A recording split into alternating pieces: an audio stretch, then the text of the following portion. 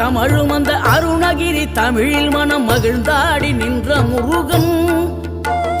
கிழவி இவள் புலமை கண்டு அழகு மிகும் குழந்தை என மகிழேறி வந்த குமரன்.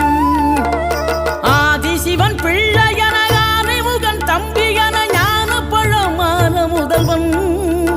நீ பாடும் குரல் வளம் கொடுக்கும் பனிமலையில் வாழும் அந்த பார்வதியின் இளைய புதல்வன். தேனெடுத்து திணை வளர்க்கும் சிறு குருத்தி வள்ளியவள் சிந்தையில நின்ற மன்னவா. நீ நாடி வரும் பக்தர்களின் நாட்டம் அதை தனித்தருளும் ஞான குருநாதன் அல்லவா. ஞான குருநாதன்.